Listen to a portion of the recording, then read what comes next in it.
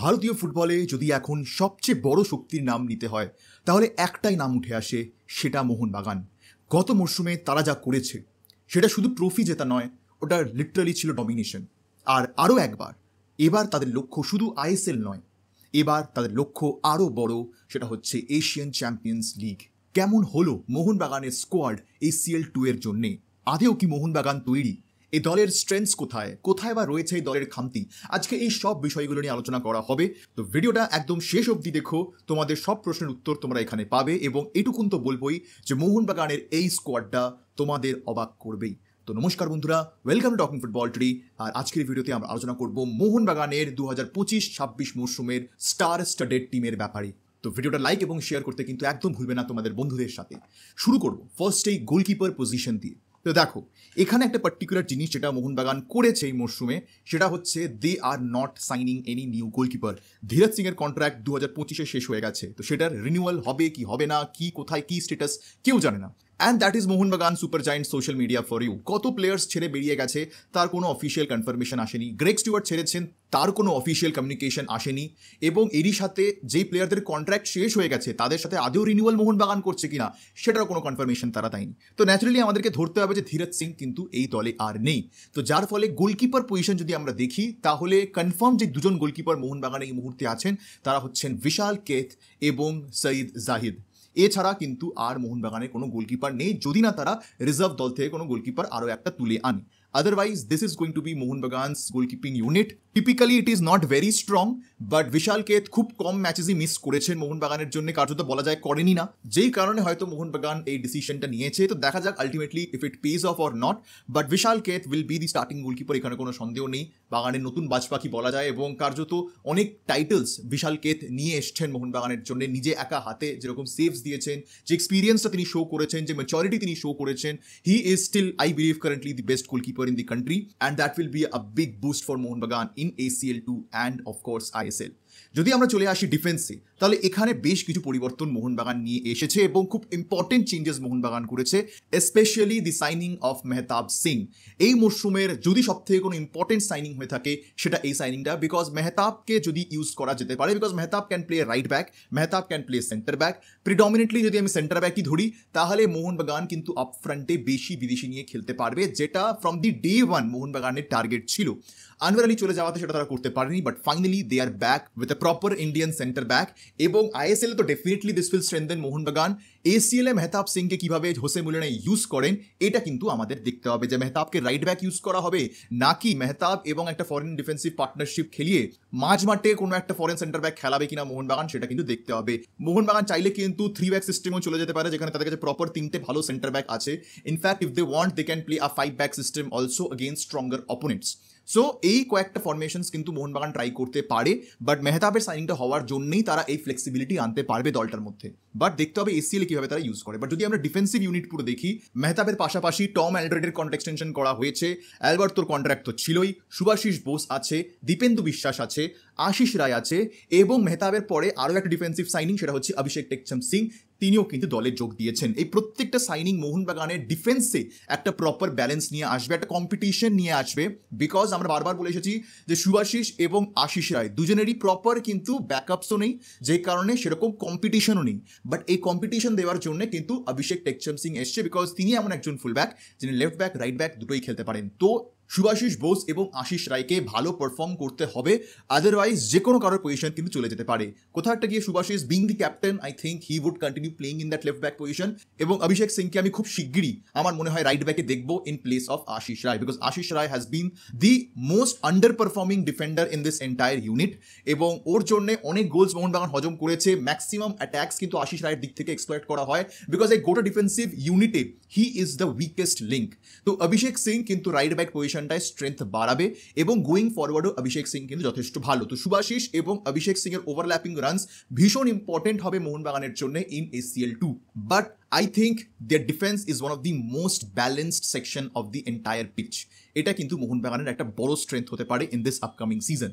যদি আমরা আসি মাঝমাঠে, this is where the biggest problem lies in Mohun Bagan, because যদি আমরা মাঝমাঠ দেখি, মাঝমাঠ পুরোটাই ভারতীয়দের নিয়ে তৈরি, যেখানে রয়েছেন দীপক টাংরি, সাহাল আব্দুল সামাদ, অনিরুদ্ধ থাপা, অভিষেক সূর্যবংশী এবং আপ্রিয়া, এই একটা পার্টিকুলার পজিশনে কোনো ট্রান্সফার সাইনিং করা হয়নি, which is a big big mistake বলে আমি মনে করছি। দেখো বাকি যারা আছেন বাকি সবাই ফরওয়ার্ডস, এত লম্বা ফরওয়ার্ড লিস্ট আমি অন্য কোনো টিমের দেখিনি, and that is Y Mohun Bagan have been able to score a lot of goals out of individual brilliance, because এই স্ট্রাইকিং লাইন আপে কিছু কিছু এমন তারকার নাম আছে যারা একার হাতে ম্যাচ বার করে বহুবার নিয়ে গেছেন। বাট যদি আমরা টিম পারফরমেন্স দিয়ে দেখি, বিল্ড আপ প্লে দেখি, Mohun Bagan is one of the worst team doing build up play. That is for a reason, because মাঝমাঠে কোনো ফরেন প্লেয়ার নেই। আর যদি আমরা ইন্ডিয়ান প্লেয়ার দেখি, এই পুরো লাইন আপে the only creative playmaker is Sahal, and he is one of the most inconsistent Indian players. ও 12টা ম্যাচের মধ্যে 4টে ম্যাচ দুর্দান্ত ফুটবল খেলবে, ওর দিক থেকে নজর সরানো যাবে না ওরকম ফুটবল তিনি খেলবেন, বাট বাকি 8টা match he is going to play his worst game, okay দেখাই যাবে না মাঠে। And that is a place where Sahal has to improve. ওর এখন দেখো he is now an establish player, okay আর পোটেন্সিয়াল ইয়াং প্লেয়ার বললে চলবে না, তো এখন এক্সপিরিয়েন্স প্লেয়ার হয়েছে, he is the senior team player. তো সেদিক দিয়ে দেখতে গেলে এখনও যদি ও এরকম ইনকনসিস্টেন্সি শো করে, then that is a problem. But সাহালের যে কোয়ালিটি আছে, সেই কোয়ালিটি ভারতের আর অন্য কোনো মাঝমাঠের প্লেয়ারের মধ্যে নেই, and he is not utilising that talent, যেটা আমি পার্সোনাল, এটা আমার মতামত, তোমরা জানো যে তোমরা আমার সাথে একমত কিনা। বাট সাহাল যেদিনকে ক্লিক করবে, যেদিন ওর পায়ের ভাঁজ কাজ করা শুরু করবে, যেদিনকে ওর বডি ফেন্স কাজ করা শুরু করবে, excellent vision and passing show করবে, সেদিনকে সাহালের থেকে বেটার ফুটবলার মাঠে গিয়ে হতে পারে না, অ্যান্ড ফরওয়ার্ডসরাও সেরকম ভালো বল পেতে থাকবে, and that time he is equivalent to a great Stewart. কিন্তু সেই দিনগুলো আমরা ভারতীয় ফুটবলে সাহালের পা থেকে খুব কমই দেখেছি। বাট দেখেছি, যে কারণে মাঝমাঠে সাহালের সাথে সাথে যদি আর একটা ভালো creative box to box midfielder বা একটা প্রপার নাম্বার 10 মোহনবাগান সাইন করতো, then this would have been a very very good and balanced squad.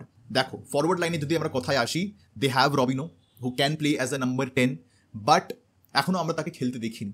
যতক্ষণ তাকে খেলতে দেখছি, we are not sure whether Robinho can adapt to that number 10 রোলও। খেলেছে বসুন্ধরাতে number 10 হিসেবে, but he is predominantly a winger, যে কারণে নাম্বার 10 রোলে রবিনো কীরকম খেলবেন সেটা যতক্ষণ না দেখা যাচ্ছে ততক্ষণ কমেন্ট আমি কিছুই করবো না। স্পেশালি রবিনো সবে এসছেন, ম্যাচ শার্পনেস ফিটনেসের জায়গায় তার আসতে একটু সময় লাগবে। মোহনবাগানের ACL এর first match is against one of this weakest team in ACL 2, তো সেই ম্যাচ মোহনবাগানের জেতা উচিত এই স্কোয়াড নিয়ে। তো that is the reason why I believe মোহনবাগানের first match could have a positive result যদি এই প্লেয়ার্সরা সেদিনকে ভালো করে একসাথে ক্লিক করে, বিকজ ফরওয়ার্ড লাইনে when you have players like Jason Cummings, when you have players like Jamie McLaren, Dimitria Petratos, Manveer, Liston, Suhail, Kian, Salahuddin, মানে কে নেই এই ফরওয়ার্ড লাইনে? প্রত্যেকের মধ্যে গোল করার ক্ষমতা আছে। Manveer, Liston, they are one of the greatest wingers Mohanbagan has ever seen. হ্যাঁ, হয়তো আমরা গ্রেটেস্ট বলছি because they have been putting those numbers, ওরা সেই এফোর্টটা দিচ্ছে, ওরা সেই খেলাটা দেখিয়ে গেছে কনসিস্টেন্টলি। কিছু না হোক, Liston Manvir has supported Mohun Bagan in their victories. আমি বলবো না যে ওরা এই মুহূর্তে ভারতের সব থেকে শ্রেষ্ঠ wingers, they have perform poorly in certain matches, and আবারও বলছি, এরা এই যে প্রত্যেকটা প্লেয়ারের নাম বলছি, মনভীর, লিস্টন, সাহাল, থাপা, এরা এখন এক্সপিরিয়েন্স প্লেয়ার্স হয়ে গেছে, এরা এখন বসে দাঁড়িয়ে রুকি মিস্টেক্স করতে পারে না। That is wire my problem is, যে ভাই তোরা সিনিয়র প্লেয়ার্স, এক্সপিরিয়েন্স প্লেয়ার্স, তোদের থেকে সেই এক্সপিরিয়েন্সটা মোহনবাগান সমর্থকরা দেখা এক্সপেক্ট করে, but they keep on doing this rookie mistakes, যেটা হয়তো আজকালকার দিনে একটা আন্ডার 23 এর ছেলেও করবে না। সেই কাজগুলো তারা করে, যেখানে আমার মনে হয় সব থেকে বেশি ফ্রাস্ট্রেশন লুকিয়ে আছে সমর্থকদের মধ্যে। But on their best days nobody can stop this Mohun Bagan team, but সেই বেস্ট ডেটাই কিন্তু আমরা কনসিস্টেন্টলি মোহনবাগানের সাইড থেকে দেখি না, because most of the times the players will play one good match and then বাকি তিনটে ম্যাচ সেরকমভাবে খেলবে না, they will rely on others' performance. But দলগত পারফরমেন্সে মোহনবাগান এখনও সেই খেলা দেখাতে পারেনি। আমি জানি তোমরা অনেকে কীভাবে নিচ্ছ আমি জানি না ব্যাপারটাকে, অনেকে হয়তো বুঝতেও পারছো না যে আমি কেন এই কথাটা বলছি, but I have my own points, এবং তোমরা যদি আমার লাস্ট অ্যানালিসিসের ভিডিওগুলো দেখো লাস্ট ইয়ার থেকে, you know what I am talking about. কেন মোহনবাগানের বিল্ড আপ প্লেতে এত অসুবিধা হয়, কেন মোহনবাগানকে আমরা সেই সুন্দর ফুটবলটা খেলতে দেখি না, which they should be playing with the kind of quality they have. That is a big problem in Mohanbagan. They are not playing that beautiful football. In fact, Mohanbaganকে results grind out করতে হচ্ছে. That is not how this Mohanbagan team is supposed to play. ওদের freedom নিয়ে খেলা উচিত, ওদের অ্যাটাকের ঝড় তৈরি করা উচিত অপোনেন্ট ডিফেন্সে, and they are not doing that because final থার্ডে ডিসিশন মেকিং ভীষণ খারাপ হচ্ছে। মাঝমাঠ থেকে ফরওয়ার্ড লাইনের মধ্যে কোনো ব্রিজ নেই, it's a complete chaos out there. Ball কোথায় বাড়ানো হবে কেউ জানে না, খালি ব্যাক পাস স্কোয়ার পাস খেলে মোহনবাগান পজিশন ধরে রাখছে। জেসন কামিংস, ম্যাকলারেনের মতন বক্স স্ট্রাইকার্সদের ডিবক্স ছেড়ে নিচে নামতে হচ্ছে মাঝমাঠে বল পাওয়ার জন্য, বিকজ বল ক্যারি করে নিয়ে যাওয়ার প্লেয়ার পাচ্ছে না মাঝমাঠ থেকে। Robinho could be a very important player for Mohun Bagan, তিনি যদি সেই নাম্বার 10 রোলটা প্রপারভাবে পালন করতে পারেন, then this could be a game changing move, because আমিও বলেছি রবিনোর মতন স্কিলফুল প্লেয়ার এই সাউথ এশিয়ান ফুটবলে আর কেউ নেই। বসুন্ধরার হয়ে যখন তিনি খেলতেন, মোহনবাগানের প্লেয়ারদের নাচিয়ে বেড়াতেন। তো সেই রবিনোর পারফরমেন্সই কিন্তু মোহনবাগান সমর্থকরা দেখতে চাইবেন এখন মোহনবাগান জার্সিতেই। তাহলে যদি কিছু একটা এই দল করতে পারে ACL 2-তে, because they have the players, they have the quality and they can beat certain teams in ACL 2। আমি বলছি, যদি মোহনবাগান তাদের পাসিং ঠিক করতে পারে, তাদের ফাইনাল থার্ড এন্ট্রি ঠিক করতে পারে, রুকি মিস্টেক্স অ্যাভয়েড করতে পারে, এবং ইন্ডিয়ান প্লেয়ার্সরা একটু ক্রসেস ভালো বাড়াতে পারে, একটু ফিনিশিং ডিসিশনসগুলো ঠিকঠাক নিতে পারে, Mohun Bagan can very well finish second in this group and qualify for this next round. But এইগুলো সব ইফস অ্যান্ড বাটস, সার্টেনটি কিছুই নেই, because it all comes down to the Indian players. যে আশেপাশে যে কোয়ালিটি ফরেন প্লেয়ার্স আছে তাদেরকে সেই সাপোর্ট এই ইন্ডিয়ান প্লেয়ার্সরা দিতে পারবে কিনা। 7th ফরেনার আমার মনে হয় না মোহনবাগান আর সাইন করবে বলে, অ্যাটলিস্ট ACL 2 এর আগে তো করবেই না। এবং সবচেয়ে বড় কথা, যতক্ষণ তাদের কাছে একটা ফুটবল রোড ম্যাপ আসছে, আমার মনে হয় ততক্ষণও মোহনবাগান কোনো 7th ফরেনার সাইন করবে না। আমি এখনও মনে করছিলাম যদি কোনো রকমভাবে অন্য কোনো দল থেকে কোনো প্লেয়ার লোনে 6 মাসের জন্য মোহনবাগান তুলতে পারে, but I don't know why they didn't go for it. Adrian লুনার কথা উঠছিল, but they could sign Adrian Luna on loan if at all, because Kerala Blasters কী করছে ভগবান জানে। অ্যান্ড আমি জানি না, মানে এটা একটা আমার মনে হয় লস্ট অপরচুনিটি যেটা মোহনবাগান ইউটিলাইজ করতে পারতো, বাট করলো না। আদারওয়াইজ এই টিমটা 7টা বিদেশি নিয়ে কিন্তু ACL 2-তে দুর্দান্ত ফুটবল খেলতে পারতো এই টিম নিয়ে, বাট আনফর্চুনেটলি সেটা কিন্তু আপাতত আর হবে না।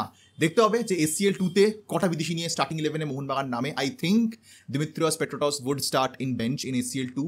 আমি সেই বিষয়তেও আলোচনা করবো, খুব শীঘ্রই একটা ভিডিও আসবে যেখানে আমি বিভিন্ন রকমের ট্যাকটিক্স নিয়ে আলোচনা করবো মোহনবাগানের, which is going to suit Jose Molina and also the players. তো সেই ভিডিওর জন্য অপেক্ষা করো। অবশ্যই কমেন্টে তোমরা জানিও যে তোমাদের কি মনে হয় যে মোহনবাগানের দলটার থেকে কি এক্সপেক্ট করা উচিত ACL 2-তে। তোমাদের কি মনে হয় মোহনবাগান কীরকম পারফর্ম করবে, এই সব বিষয়গুলো নিয়ে তোমাদের কি মতামত সেটা কমেন্টে জানাতে কিন্তু একদম ভুলো না। আপাতত আজকের এই ভিডিও আমি এখানে শেষ করলাম। দেখা হবে তোমাদের সাথে পরের ভিডিওতে, আর এই ভিডিও দেখার জন্য তোমাদের সবাইকে জানাবো ধন্যবাদ।